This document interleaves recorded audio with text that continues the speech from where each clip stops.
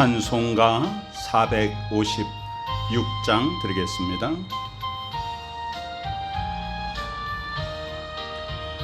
거친 세상에서 실패하거든 그 손 못 자국 만져라. 고된 일 하다가 힘을 얻으리 그 손 못 자국 만져라. 그 손 못 자국 만져라. 그 손 못 자국 만져라. 주가 널 지키며 인도하시리 그 손 못 자국 만져라. 내가 어둠 속을 걸어갈 때에 그 손 못 자국 만져라. 주가 참 평안을 내게 주시리 그 손 못 자국 만져라. 그 손 못 자국 만져라. 그 손 못 자국 만져라. 주가 널 지키며 인도하시리 그 손 못 자국 만져라. 내가 부활의 주 따라가려면 그 손 못 자국 만져라. 내가 주 안에서 길이 살리라 그 손 못 자국 만져라. 그 손 못 자국 만져라. 그 손 못 자국 만져라. 주가 널 지키며 인도하시리 그 손 못 자국 만져라. 너의 죄악의 짐 무거울 때에 그 손 못 자국 만져라. 마음 문 열고서 주를 모셔라 그 손 못 자국 만져라. 그 손 못 자국 만져라. 그 손 못 자국 만져라. 주가 널 지키며 인도하시리 그 손 못 자국 만져라. 하나님의 은혜에 감사드립니다. 부활의 영광의 주님이시여 우리를 이 험한 세상에서 건져주셔서 오직 주만 따라가며 주께서 부어주시는 능력을 덧입어서 승리하는 삶을 살 수 있도록 축복하여 주옵소서. 택하신 자를 결코 놓지 않으시고 끝까지 붙잡아 주시는 좋으신 아버지 하나님의 은혜를 덧입어 오늘도 하루하루를 살며 하나님 아버지께 감사드립니다. 우리의 찬송과 경배를 받으시고 우리의 모든 삶에 그저 하나님 아버지께만 영광 돌리는 복된 삶의 열매 맺을 수 있도록 축복하여 주시옵소서. 우리 구주 예수 그리스도 귀하신 이름으로 간절히 기도드리옵나이다. 아멘. 오늘 2022년 5월 4일 수요일 저녁에 우리에게 주시는 말씀은 사도행전 9장 1절에서 19절 말씀입니다. 함께 봉독하겠습니다. 사울이 주의 제자들에 대하여 여전히 위협과 살기가 등등하여 대제사장에게 가서 다메섹 여러 회당에 가져갈 공문을 청하니 이는 만일 그 도를 따르는 사람을 만나면 남녀를 막론하고 결박하여 예루살렘으로 잡아오려 함이라. 사울이 길을 가다가 다메섹에 가까이 이르더니 호련히 하늘로부터 빛이 그를 둘러 비추는지라. 땅에 엎드러져 들음에 소리가 있어 이르시되 사울아 사울아 네가 어찌하여 나를 박해하느냐 하시거늘 대답하되 주여 누구시니까 이르시되 나는 내가 박해하는 예수라. 너는 일어나 시내로 들어가라. 내가 행할 것을 내게 이를 자가 있느니라 하시니 같이 가던 사람들은 소리만 듣고 아무도 보지 못하여 말을 못하고 서 있더라. 사울이 땅에서 일어나 눈은 떴으나 아무것도 보지 못하고 사람의 손에 끌려 다메섹으로 들어가서 사흘 동안 보지 못하고 먹지도 마시지도 아니하니라. 그때에 다메섹에 아나니아라 하는 제자가 있더니 주께서 환상 중에 불러 이르시되 아나니아야 하시거늘 대답하되 주여 내가 여기 있나이다 하니 주께서 이르시되 일어나 직가라 하는 거리로 가서 유다의 집에서 다소 사람 사울이라 하는 사람을 찾으라. 그가 기도하는 중이니라. 그가 아나니아라 하는 사람이 들어와서 자기에게 안수하여 다시 보게 하는 것을 보았느니라 하시거늘 아나니아가 대답하되 주여 이 사람에 대하여 내가 여러 사람에게 듣사온즉 그가 예루살렘에서 주의 성도에게 적지 않은 해를 끼쳤다 하더니 여기서도 주의 이름을 부르는 모든 사람을 결박할 권한을 대제사장들에게서 받았나이다 하거늘 주께서 이르시되 가라. 이 사람은 내 이름을 이방인과 임금들과 이스라엘 자손들에게 전하기 위하여 택한 나의 그릇이라. 그가 내 이름을 위하여 얼마나 고난을 받아야 할 것을 내가 그에게 보이리라 하시니 아나니아가 떠나 그 집에 들어가서 그에게 안수하여 이르되 형제 사울아 주 곧 네가 오는 길에서 나타나셨던 예수께서 나를 보내어 너로 다시 보게 하시고 성령으로 충만하게 하신다 하니 즉시 사울의 눈에서 비늘 같은 것이 벗어져 다시 보게 된지라. 일어나 침례를 받고 음식을 먹음에 강건하여지니라. 아멘. 사도행전의 전반부에는 베드로 사도가 또 활동을 많이 합니다. 그러나 이 사도행전 전체에 있어서 활동의 최고의 주역은 사도 바울이죠. 그 바울의 히브리식 이름은 사울입니다.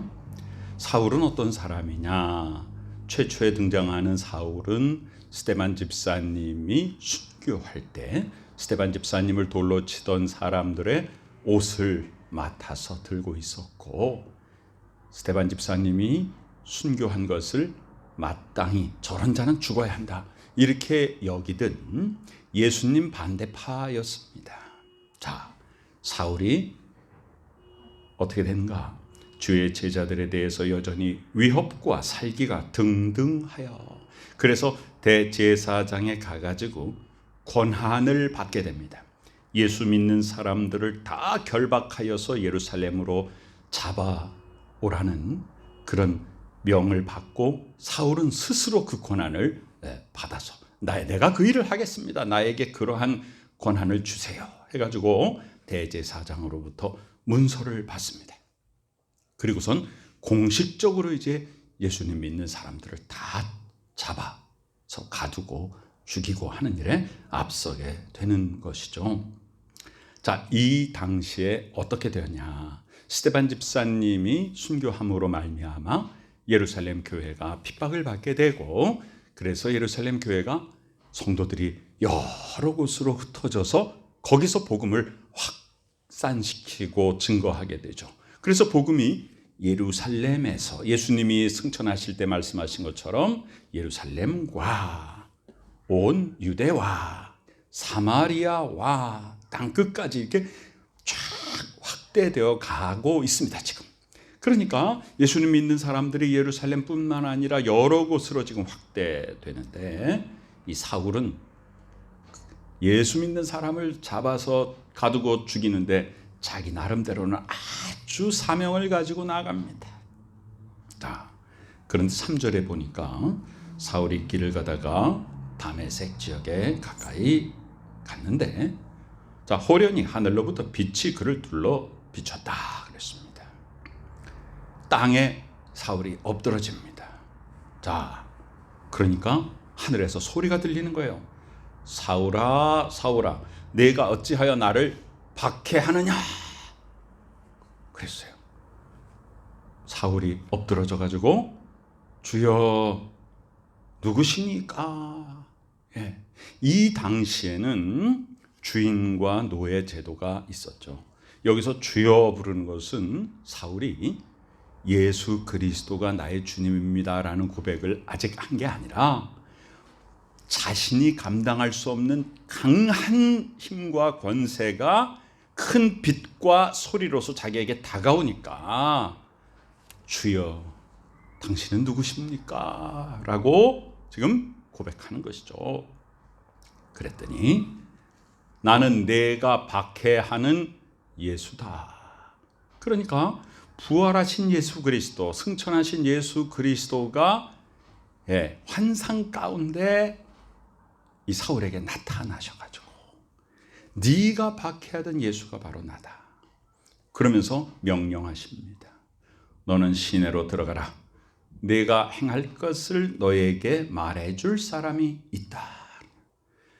이 사울은요, 그 예수 그리스도의 음성, 그 권세에 감히 뭐라고 말하지 못하고 그저 예수님의 말씀을 따라서 자, 그 시내로 들어가는데요, 7절에 보니까 같이 가던 사람은 소리만 듣고 아무도 보지 못하여 말을 못하고 서 있더라.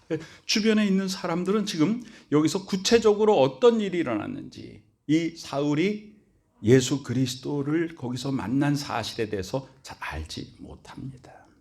자, 사울이 땅에 엎드러졌다가 일어났습니다. 근데 겉으로 보기에 눈은 떴지만 볼 수가 없습니다. 그리고 볼 수 없으니까 사람의 손에 이끌려서 다메섹 시내로 들어가게 되죠. 사흘 동안 못 보고 먹지도 마시지도 않고 사흘 동안 식음을 전폐한 상태에 있습니다. 그런데 그냥 이 어떤 상태에 있었냐 하면 11절에 보니까 사울이라는 사람이 기도한 중이다 그랬죠. 그래서 그냥 막 쓰러져 가지고 밥도 못 먹고 물도 못 마시고 있는 그런 상태가 아니라 금식하면서 보지 못하는 상태에서 사울은 기도를 하기 시작합니다.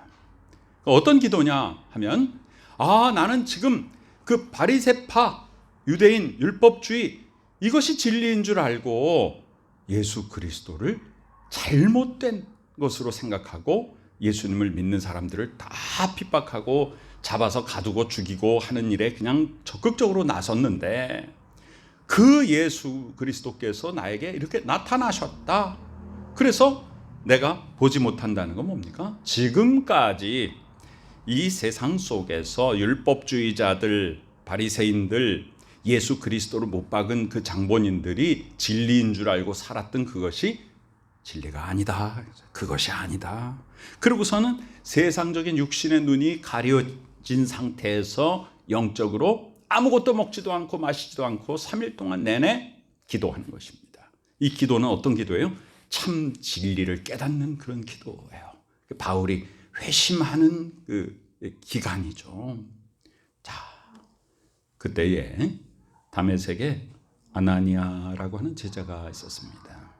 그런데 주께서는 구체적으로 하면 예수 그리스도께서 환상 중에 아나니아를 부릅니다. 아나니아야, 주여, 자 여기 있습니다.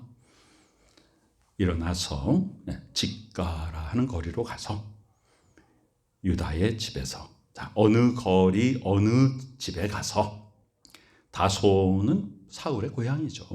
다소 사람 사울이라 하는 사람을 찾아라. 그가 기도하는 중이다. 아나니아야, 네가 그 사람 찾아가라. 그랬더니 아나니아가 그러면서 그 예수 그리스도께서 환상 중에 뭐라고 말씀하시냐면, 그가 지금 기도하는 가운데 환상을 보았다. 예수께서 보여주신 것이죠.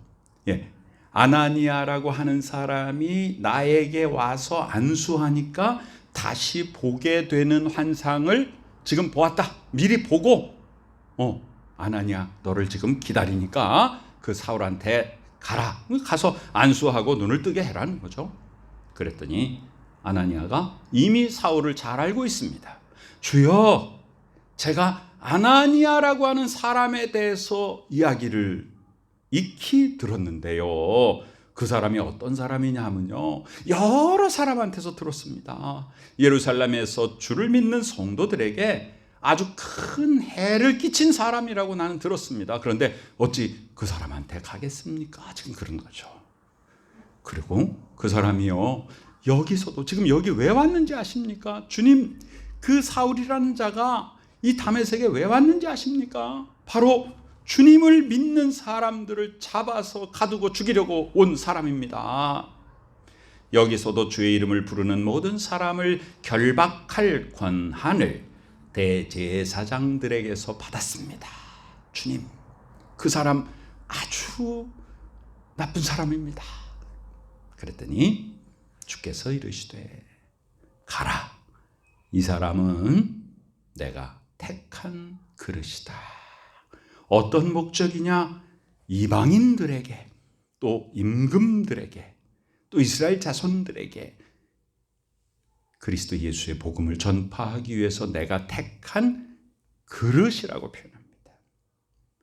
자, 그가 내 이름을 위하여 얼마나 고난을 받아야 할 것인가를 내가 그에게 보일 것이다. 사실 바울의 인생이란 예수 그리스도를 만나기 전까지는 세상적으로 아주 승승장구하던 사람이었잖아요. 그런데 세상적으로 보면 예수 그리스도를 만나고 나서 바울은 이 세상적인 관점으로는 완전히 다른 사람이 되어버립니다. 그래서 바울이 뭐라고 얘기해요? 우리에게 부활이 없다면 예수 믿는 우리들이 이 세상에서 가장 불쌍한 자이리라, 이렇게 표현하잖아요. 그러니까 바울은 그런 출생 신분과 그렇게 또 공부하고 권력을 가지고 했던 모든 것들을 다 분토처럼 여기고 오직 예수 그리스도의 십자가만을 자랑한다. 그러면서 엄청난 핍박을 받으면서 주의 복음을 전하지 않습니까? 아나니아가 이제 그 명령을 따라서 사울이 머무는 집에 들어갑니다. 그에게 안수합니다. 그리고 뭐라고 불러요? 형제 사울아. 구약시대의 형제는 혈통상 유대인, 아브라함의 후손들, 이방인들을 형제라고 부르지 않았어요. 그런데 이제 신약에서는 형제의 개념이 바뀌게 되지 않습니까? 사도행전에서의 형제라고 하는 개념은 주를 믿는 모든 사람이 다 가족이다 이 말이죠. 그러면 이 이스라엘 사람들의 이 배경과 문화는요, 집에 초대하고 함께 식사를 하고 그러려면 어떻게 돼요? 당신이 나의 가족같이 나는 당신을 그렇게 생각합니다. 그러기 전에는 집에 초대하거나 함께 식사하거나를 하지 않는 것이 그 사람들의 문화인데, 지금 아나니아가 사울에게 뭐라고 부르냐면 형제 사울아 이렇게 부릅니다. 그러니까 이 아나니아는 자기가 육신의 생각으로는 이 사울이 예수 믿는 사람들을 잡아 죽이는 아주 그런 괴수로 지금 알고 있는데, 그래서 환상 중에 나에게 명령하신 예수님께 예수님, 그 사람요, 예수님 믿는 사람 다 잡아 죽이는 사람이에요 라고 말씀을 드렸는데 주께서 내가 복음을 전하기 위해서 택한 그릇이니까 가서 안수하고 눈을 뜨게 하고 이렇게 말씀하시니까 아나니아가 순종합니다. 자, 이것은 굉장히 어려운 일이에요. 쉬운 일이 아닙니다. 왜냐하면 이 사울이 모든 그리스도인들에게 저 사람은 우리를 잡아서 죽이는 괴수다 이렇게 다 알고 있는 상황에서 그 사람에게 가서 그 사람 곁에 서서 그 사람에게 주의 명령을 따라 안수하고 이런 일을 한다는 것은 결코 인간적인 생각이 아니죠. 그래서 하나니아는 그럼에도 불구하고 우리 예수 믿는 사람들을 핍박하고 잡아 죽이고 하는데 앞장선 괴수임에도 불구하고 주의 명령을 따라서 가는 거죠. 자, 형제 사울아, 주 곧 내가 오는 길에서 나타나셨던 예수께서 나 역시 이제 너에게 보내요. 너로 다시 보게 하시고 성령으로 충만하게 하신다. 자, 지금까지는 이 사울은 뭘 보고 살았습니까? 율법주의. 예. 구약의 하나님의 말씀대로 살지 못하고 주 메시아를 알아보지 못하고 도리어 죽인 대제사장들, 율법주의자들, 바리새인들, 이 무리 속에 아주 최고의 인재였어요. 그런데 하나님께서 3일 동안 눈을 가리우시는 거예요. 이제 그것은 진리가 아니다. 그리고 이제 새롭게 눈을 뜰 때 무엇으로 눈뜨게 되냐? 성령으로 새롭게 눈뜨게 되는 것입니다. 우리가 예수 그리스도를 믿고 성령을 받고 우리가 그리스도의 제자로서 새롭게 태어나는 게 바로 세상에서 보던 것들을 이제는 내 눈에서 제거하시고 새롭게 성령의 눈으로 예수 그리스도의 제자로서의 삶을 새롭게 눈뜨게 되는 것이에요. 자, 성령으로 충만하게 하신다. 너를 다시 보게 하신다. 그래서 안수하니까 즉시 사울의 눈에서 비늘 같은 것이 벗어졌다. 어떤 비늘입니까? 비진리를 진리로 잘못 보게 했던 왜곡된 시각을 성령께서 싹 걷어내 주시는 거예요. 이제는 눈을 뜨고 진리를 바라보게 되는 것입니다. 그래서 일어나서 침례를 받고 음식을 먹으며 강건하여졌다. 그래서 사울은 이제 이방인의 사도로 부름받아서 이방인의 사도뿐 아니라 여기 15절에 보면 이방인과 임금들과 그 다음에 이스라엘 자손들에게, 그러니까 우리가 바울은 이방인의 사도 이렇게 알고 있지만 이방인만을 위한 사도는 아니죠. 그리고 바울은 동족에 대한 그런 구원의 열정이 너무나도 강해서 이방인들의 충만한 숫자가 채워지면 내가 열심히 이방 지역에 나가서 전도를 하게 되면 그러면 그때는 이제 우리의 동족 이스라엘 자손들에게 복음의 열매가 맺힐 것이다. 이런 기대를 가지고 있었던 사람입니다. 그러니까 바울은 결코 이방인만의 사도는 아닌 것이죠. 그리고서는 비진리를 진리로 생각했던 그 거짓의 눈을 이제는 다 그 비늘을 성령께서 벗겨주시고 새로운 눈이 떠지니까 진짜 진리는 예수 그리스도로구나 라는 것을 깨닫게 되고, 이 사울은 평생 이제 바울이라는 헬라식 이름을 가지고 지중해 연안에 온 세계에 다니면서 1차, 2차, 3차 전도 여행과 로마 행과 이런 여러 가지 전도의 일정을 통해서 온 세계 복음이 전파되는데 가장 큰 역할을 한 바로 예수 그리스도를 전하는 예수님의 도구요, 성경 본문에 예수께서 직접 말씀하신 그릇으로 쓰임받게 된 것입니다.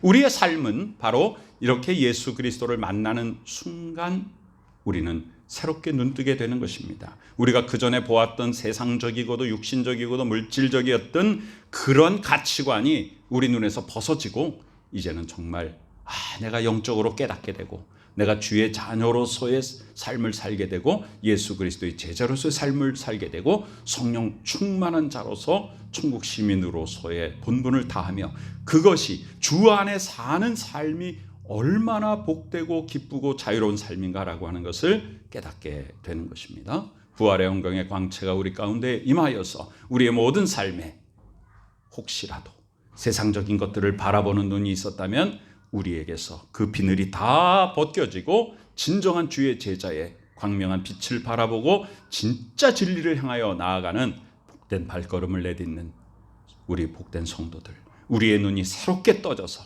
오직 주만 바라보고 진리의 길로 전진하여 승리의 열매 맺는 우리 모두가 되시기를 간절히 축원합니다. 아멘. 아버지 하나님의 은혜 감사드립니다. 우리 눈에 가리워져 있는 진리가 아닌 것을 진리처럼 속이는 세상의 가치관이 다 벗어지게 하여 주시고 오직 부활의 주 영광의 주만 바라보게 하여 주셔서 하나님의 말씀 가운데 순종하여 복된 열매 맺는 저희들이 되게 하여 주시옵소서. 지금은 우리 구주 예수 그리스도 귀하신 은혜와 하나님 아버지 크신 사랑하심과 성령님의 놀라운 역사하심이 이 시간에 옛것을 다 씻어주시고 새것으로 눈뜨게 하시는 하나님 아버지 은혜 가운데 정의의 길 진리의 길로 힘차게 전진하여 하나님이 기뻐하시는 복된 열매 맺고 하나님 아버지 앞에 칭찬받는 귀하고도 귀한 하나님 아버지의 자녀들의 머리 위에 지금부터 영원까지 함께 계시옵기를 간절히 축원하옵나이다. 아멘.